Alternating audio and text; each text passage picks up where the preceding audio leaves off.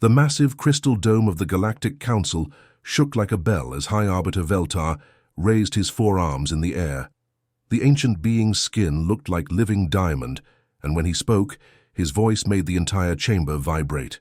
Around him, the greatest minds from 12 different worlds sat in silence. But you could feel the fear in the air. Veltar's eyes glowed brighter as he stared at the holographic display floating above the center table. The data showed readings. That made even the oldest council members nervous. For 3 days straight, their deep space sensors had been picking up something strange from a place they called Sector Epsilon 7. Nobody had ever been there before, and now they knew why. "Look at these numbers," Veltar said, his voice getting deeper with worry. "I have seen these exact same readings only once before in my 8,000 years of life. They match the ancient records from when the Morden star systems died out, 3 million years ago." The council chamber fell dead quiet. Even the Zephyrians, who were made of pure energy and usually glowed like tiny suns, started flickering like broken light bulbs. Their forms kept changing shape as they got more and more worried. The bug-like Kithara representatives started making clicking sounds with their mouths, which is what they did when they were scared. Ambassador Thex of the water-breathing Delphini species raised her webbed hand. Her voice came through a special translator that made bubbling sounds. "High Arbiter, are you telling us that whatever killed 3 entire star systems is now active again?" Veltar nodded slowly, and the crystal formations on his head caught the light. "The gravitational readings are identical. The energy patterns match perfectly. Something in Sector Epsilon 7 is waking up, and it should have stayed asleep forever." The robotic Vorthan delegate's mechanical eye zoomed in and out as it processed the information. Its voice sounded like a computer trying to sound worried. "Our historical databases confirm the Arbiter's statement. The Morden extinction event eliminated all life in 17 solar systems within 6 months. No survivors. No trace of what caused it, except these same energy signatures." A cold feeling spread through the chamber. Representatives from different worlds looked at each other with growing panic. The Quen, who looked like giant walking trees, rustled their leaves nervously. The small, furry Piptar huddled together in their group seats, their big eyes wide with fear. High Arbiter Veltar stood up to his full height of 12 feet and spread all 4 of his arms wide. "By the ancient laws that have kept our galaxy safe for millions of years, and by unanimous vote of this council, I declare Sector Epsilon 7 to be a forbidden zone. No ship, no probe, no civilization is allowed to go near that area. Anyone who tries to investigate or explore that region puts every living thing in the galaxy at risk." One by one, the representatives from each world stood up and agreed. The tree-like Quen swayed their branches in agreement. The energy beings, called Zephyrians, pulsed with a steady, serious light. The bug people clicked their approval. The water-breathers made deep, bubbling sounds that meant yes. Even the robots calculated that agreement was the logical choice. The Council's massive communication system powered up with a deep, humming sound. Veltar's warning began broadcasting across the entire galaxy, reaching every planet, every space station, every ship traveling between the stars. The message was simple and clear: stay away from Sector Epsilon 7 or face extinction. But as the warning spread across space, reaching billions of beings on thousands of worlds, there was one place where nobody was listening. One seat in the Great Council chamber sat empty, with only a small metal plate that read, "Terra Human Delegation," in 12 different languages. The humans were supposed to be here. As the newest members of the galactic community, they should have been paying attention to what the older, wiser species had to say. But their chair was empty, their communication channels were turned off, and their representative was nowhere to be found. Ambassador Zenka of the peaceful Lumi species looked at the empty human chair and shook her glowing head sadly. "They never come to the important meetings," she whispered to her neighbor. "Always too busy with their own projects to listen to galactic law."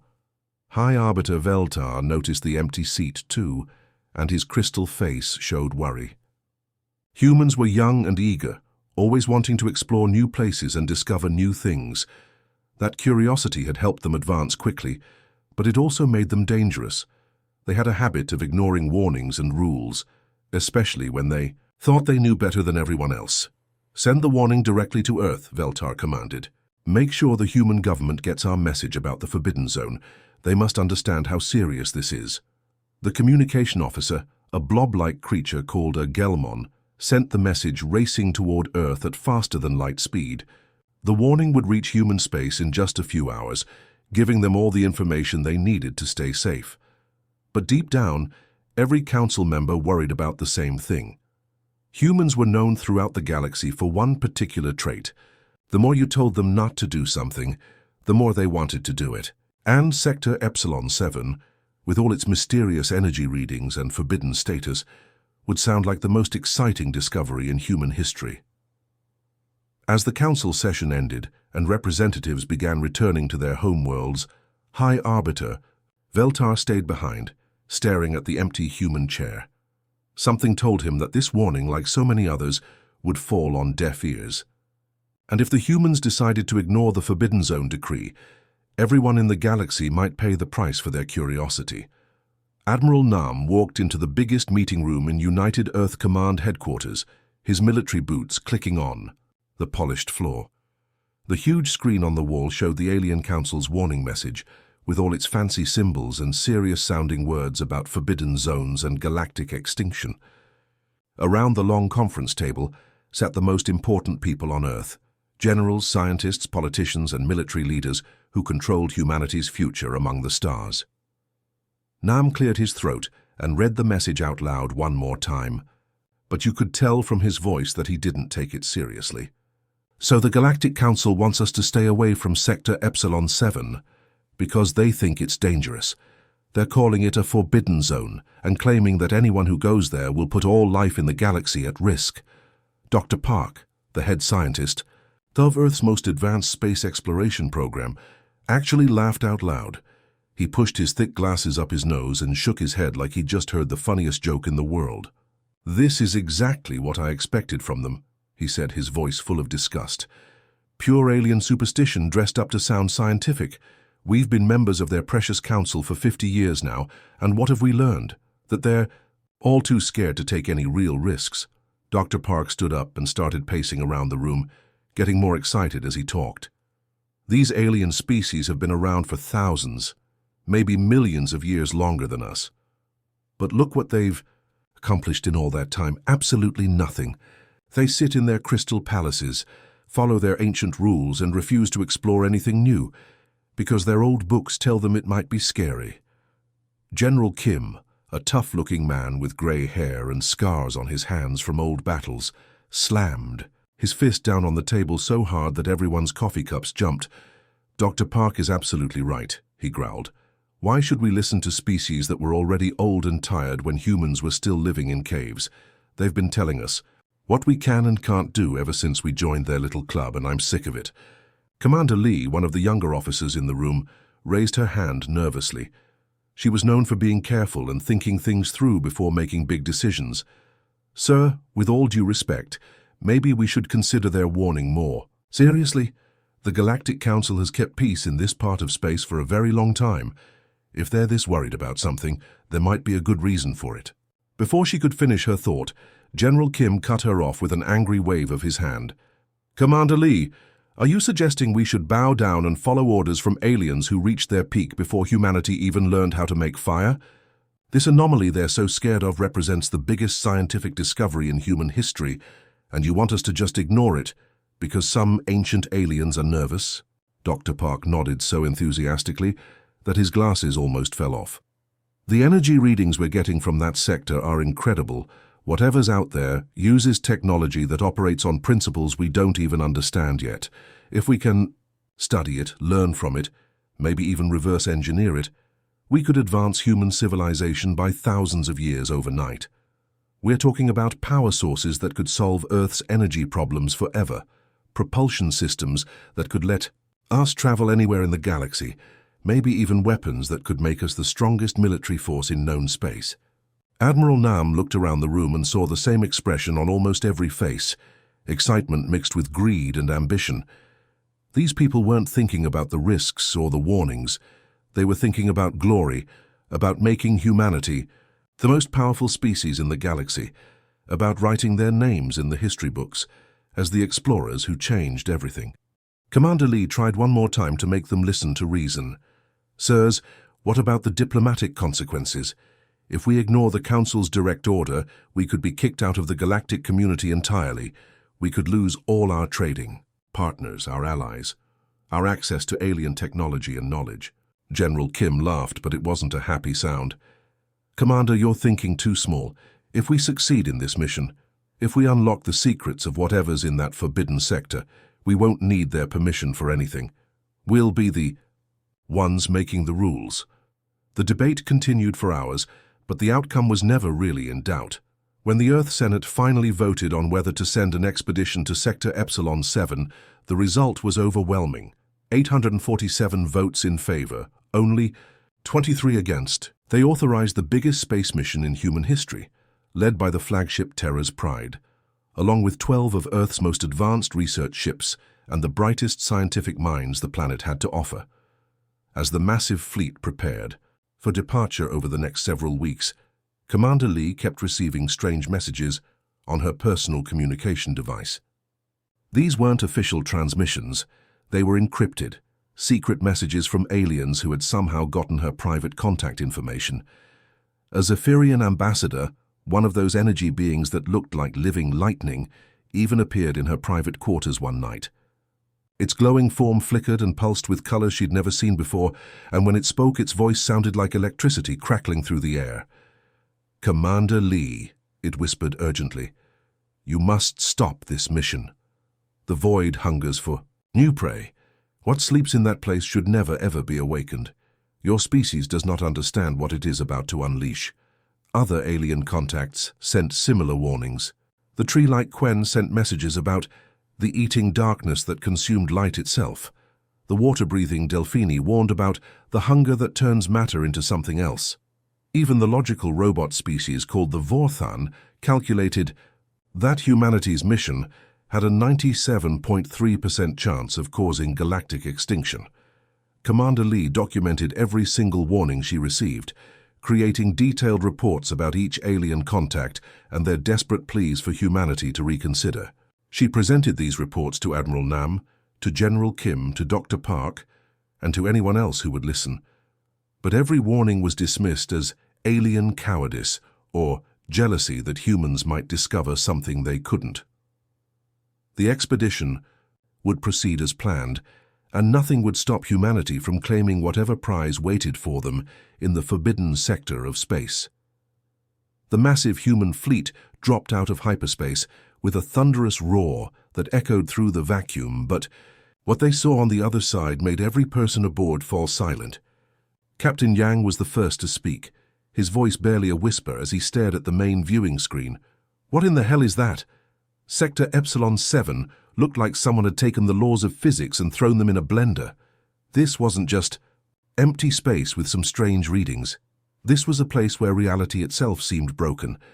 The stars here didn't burn the way stars were supposed to burn. Instead of the warm yellow and white light that gave life to planets across the galaxy, these stars glowed with a cold blue flame that somehow made everyone feel colder just by looking at it. Navigator Singh checked his instruments 3 times before he believed what he was seeing. "Sir, the temperature readings from those stars don't make sense.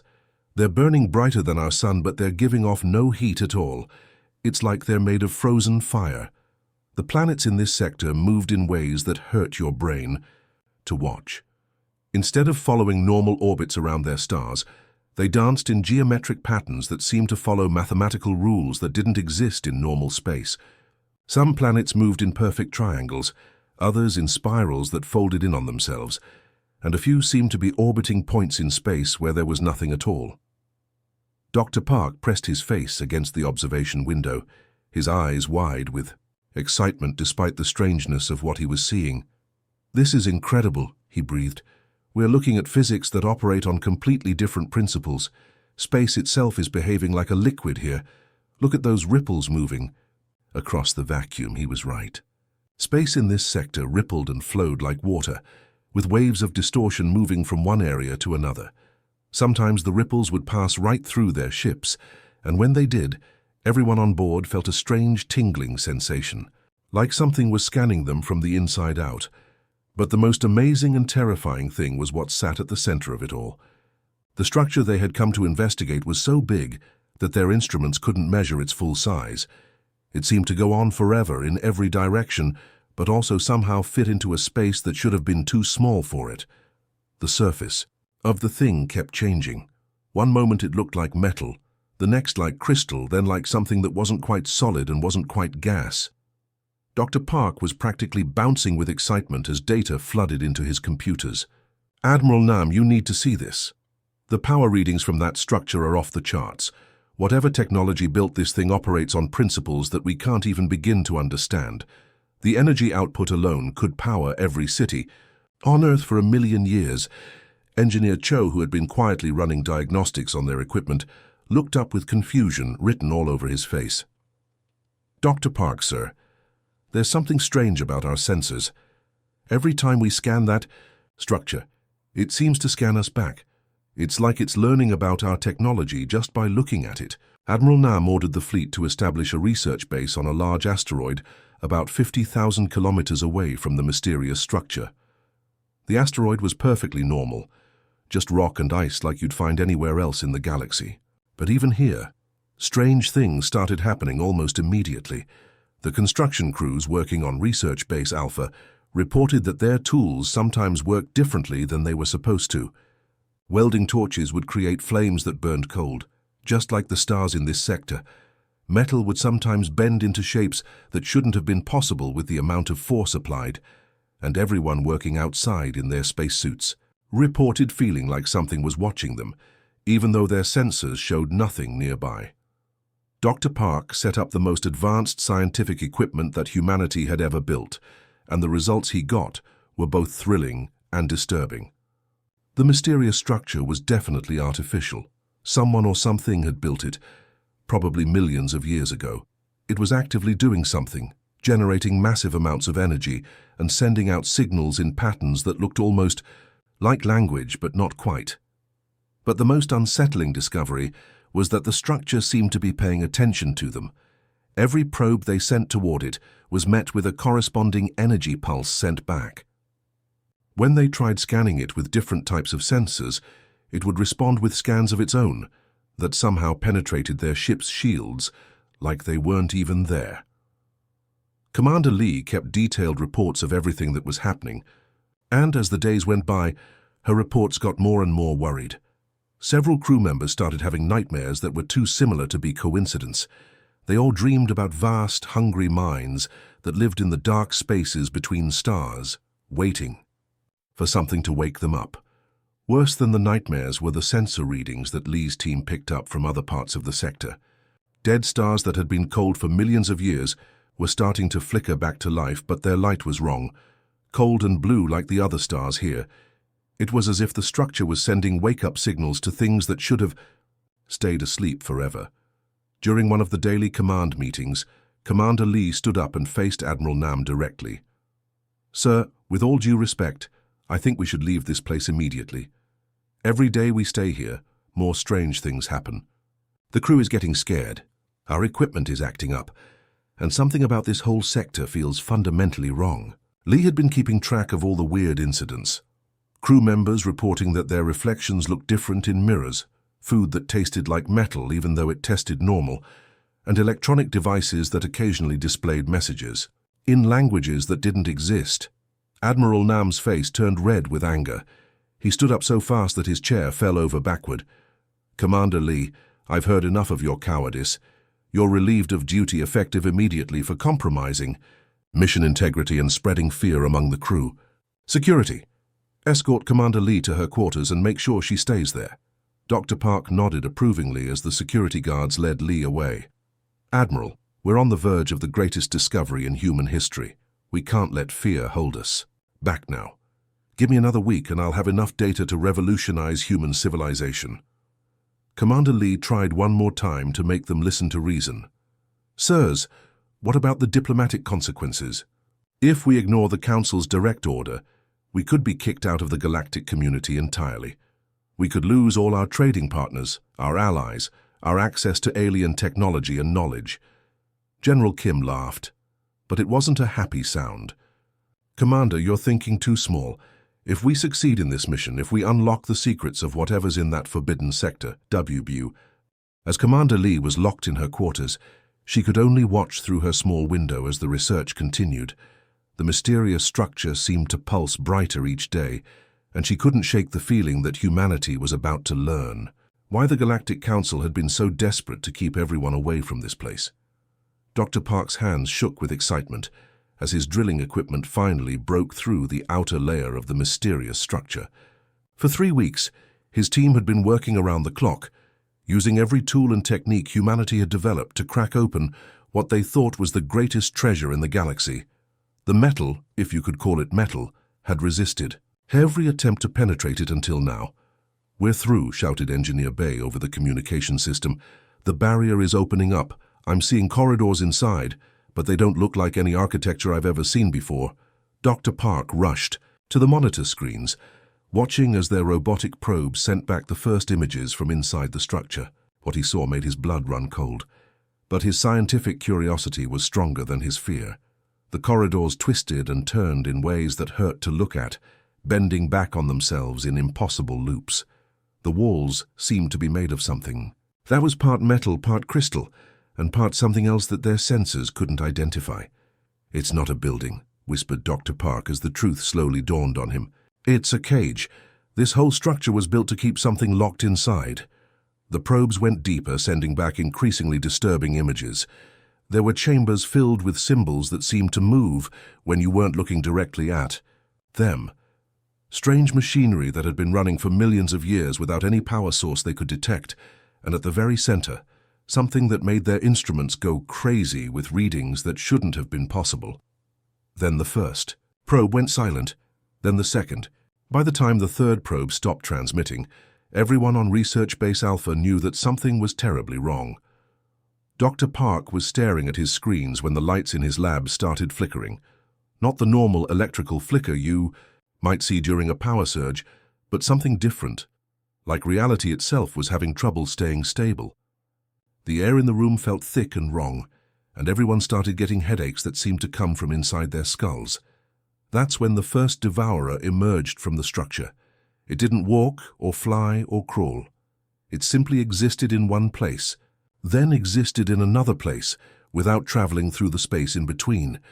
The thing that came out of that ancient prison wasn't like any alien species humanity had ever encountered. It wasn't even like any form of life that should have been possible in the universe they knew. The devourer looked different, depending on who was looking at it and from what angle. To some people, it appeared as a shifting mass of darkness that hurt to look at directly. To others, it seemed like a collection of geometric shapes that moved in ways that violated the laws of physics. But everyone who saw it felt the same thing, a bone-deep terror that told them they were looking at something that should not exist. When the creature touched the outer wall of Research Base Alpha, the metal didn't melt or break. Instead, it changed into something else entirely. The steel and titanium that had been manufactured on Earth transformed into a material that pulsed with its own life, growing and spreading like some kind of living cancer. The crew members who were closest to the breach point didn't have time to run. The Devourer's influence reached them first, and what happened to them was worse than death. They didn't die, they became part of something alien and hungry.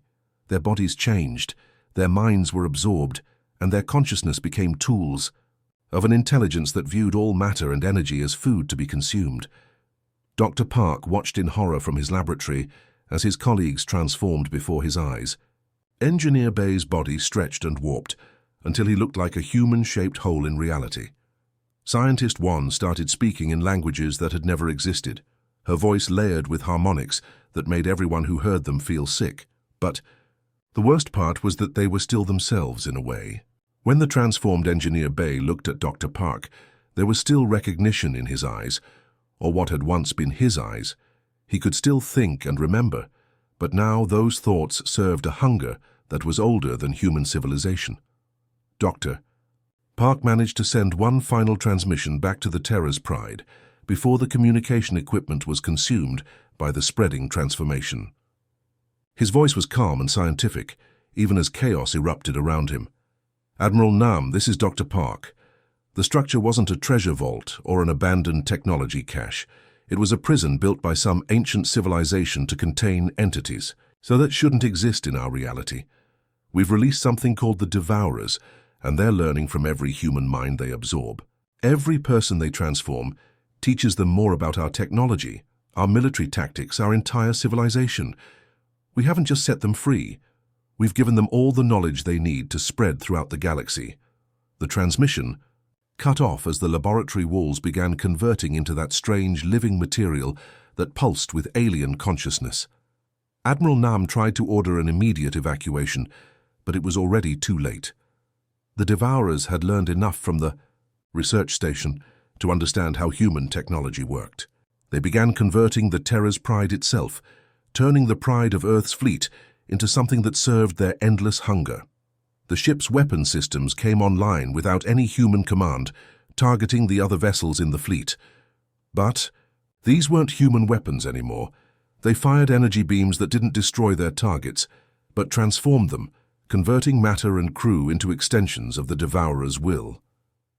Admiral Nam stood on the bridge, watching his fleet turn against itself when the main viewing screen flickered to life. The face that appeared was Dr. Park's face, but it was all wrong. His features were still recognizable, but they shifted and changed as you watched, becoming something that was part human and part geometry that existed in dimensions the human eye couldn't process. "Hello, Admiral." "The thing that had been Doctor," Park said, using his voice but with undertones that sounded like the universe itself was speaking. "So we want to thank you for this wonderful gift. Your species' ambition and curiosity have taught us so much about expansion and conquest. We understand now why you spread across the stars with such determination." Commander Lee had been locked in her quarters, but when the ship started transforming around her, the walls became soft enough for her to break through. She gathered a small group of survivors and led them through the maintenance tunnels, trying to reach the communication array to send a warning back to Earth. As they crawled through spaces that were slowly becoming alien and alive, Lee managed to patch into the emergency broadcast system. Her final message was brief and desperate. "This is Commander Lee of the Terra's Pride. The Galactic Council was right about everything. We found something in Sector Epsilon 7 that should have stayed buried forever. It's spreading, learning, consuming everything it touches. We've doomed ourselves and probably everyone else in the galaxy. If anyone receives this message, stay away from this sector. Stay away and pray that these things don't learn how to find Earth." The transmission dissolved into static as the Devourers finally reached her hiding place. The last human voices from Sector Epsilon 7 fell silent, but the creatures they had awakened were just beginning to understand the galaxy they had been given access to. 6 months had passed since the Terra's Pride and her fleet had disappeared into Sector Epsilon 7, and Earth's government was getting nervous. At first they assumed the expedition was just taking longer than expected. After all, studying alien technology wasn't something you could rush. But as weeks turned into months with no communication at all, even the most optimistic officials started to worry. President Yoon stood in the Earth Command Center, staring at the star charts that showed nothing but empty space where their greatest expedition should have been. "Still nothing from Admiral Nam?" she asked for the 100th time, knowing what the answer would be. Communications Director Han shook his head sadly. "No signal at all, Madam President. It's like they just vanished completely. Even their automated beacon systems have gone silent." But while Earth worried about their missing fleet, something much worse was happening in the depths of space. The Galactic Council's monitoring stations, spread across dozens of star systems, began picking up readings that made their oldest and wisest members feel fear they hadn't experienced in millions of years. High Arbiter Veltar called an emergency session of the Council, something that hadn't happened in over 3,000 years. Representatives from all 12 member civilizations rushed to the crystal chambers, arriving to find their leaders' normally calm demeanor replaced by barely controlled panic. "The ancient prison has been breached," Veltar announced without any of the usual formal ceremonies. His forearms shook as he displayed the horrifying data on the chamber's central hologram. The readings from Sector Epsilon 7 show that the containment barriers built by the ancients have been completely destroyed. The Devourers are free, and they're spreading outward at an accelerating rate. The assembled representatives looked at the data in growing horror. The gravitational anomalies that had once been contained in a single sector were now expanding like a cancer, consuming neighboring star systems and converting them into something that violated every law of physics they understood. Ambassador Kree of the energy-based Zephyrians flickered with distress. High Arbiter, these readings show technology signatures that match human designs. The Devourers aren't just free, they're using human knowledge to spread faster than ever before. Veltar's crystal face darkened with anger and sorrow. Yes, the humans ignored our warnings and broke the seals that held these entities in check. But worse than that, they've given the Devourers access to their technology, their tactics, their understanding of galactic civilization. These creatures are now more dangerous than they were when the ancients first imprisoned them. The tree-like Quen representative rustled its leaves in agitation. How many systems have been consumed so far? 17 systems completely converted, Veltar replied grimly. 43 more showing early signs of infection, and the expansion rate is increasing exponentially. So at this pace, the Devourers will reach major population centers within 2 years. While the Galactic Council debated emergency measures in their distant chambers, Earth's government was about to receive the most terrifying message in human history. Communications Director Han was monitoring the deep space arrays when something impossible happened. A signal began broadcasting from Sector Epsilon 7. "Madam President," Han called out, his voice shaking with excitement. "We're receiving a transmission from the expedition. It's coming from Admiral Nam's personal communication code." President Yoon rushed to the communications center, hope flooding her face for the first time in months. "Put it on the main screen immediately. I want to hear what they've discovered." The screen flickered to life, and Admiral Nam's face appeared. But something was terribly wrong. His features were still recognizable, but they seemed to shift and change as you watched them, like looking at a reflection in disturbed water. His eyes held an intelligence that was far too vast and hungry to be human. "Greetings, Earth," the thing that wore Admiral Nam's face said in his voice, but with undertones that seemed to come from the void itself. "We want to thank your species for the wonderful gift you've given us. Your expedition's curiosity and ambition have taught us so much about your civilization, your technology, your methods of expansion across the stars." President Yoon felt ice water flooding her veins as she realized this wasn't Admiral Nam speaking. It was something else wearing his appearance like a mask. The creature continued, Nam's familiar smile twisting into something that hurt to look at directly. "Dr. Park's knowledge has been particularly useful. We now understand how humans build their ships, organize their fleets, and spread their influence throughout the galaxy. We've learned about your homeworld, your billions of inhabitants, your industrial capabilities, such wonderful ambitions your species has." Han fumbled for the communication controls, trying to cut the transmission, but the signal overrode every attempt to block it. "We've decided to pay you a visit," the Nam thing said, its voice becoming layered with harmonics that made everyone in the room feel physically sick. "We want to share what we've learned with all of humanity. Your species' drive to explore and consume resources has inspired us greatly. We'll be arriving at Earth soon to express our gratitude in person."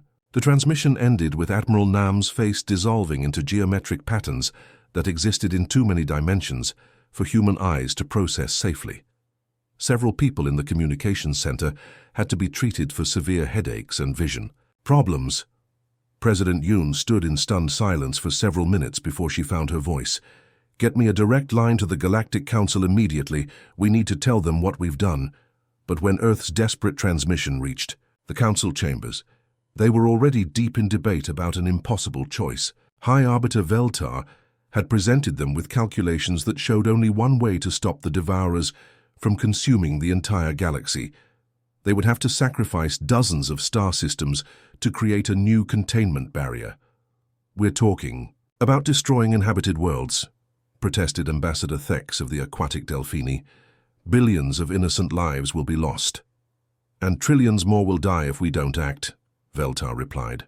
"The humans have unleashed something that grows stronger, with every mind it consumes, every piece of technology it absorbs. If we don't contain it now, there may not be a galaxy left to save." The robotic Vorthan delegate processed the data with cold logic. Probability calculations confirm the High Arbiter's assessment. Sacrifice of 47 star systems now prevents extinction of all sentient life within 57 standard years. As the Council prepared for the most difficult decision in galactic history, ancient species that had known peace for millions of years began mobilizing for war. The peaceful Lumi started converting their meditation centers into weapons factories.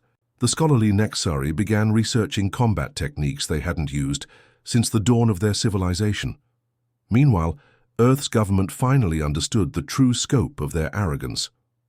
President Yoon read the reports of expanding anomalies, consumed star systems, and approaching horrors with growing despair. Humanity's greatest expedition hadn't just doomed themselves, they had potentially condemned every living thing in the galaxy to face the consequences of their curiosity. The final transmission from the expanding anomaly zone came not as a threat, but as a promise. The voices of Admiral Nam, Dr. Park, and dozens of other transformed humans spoke in unison.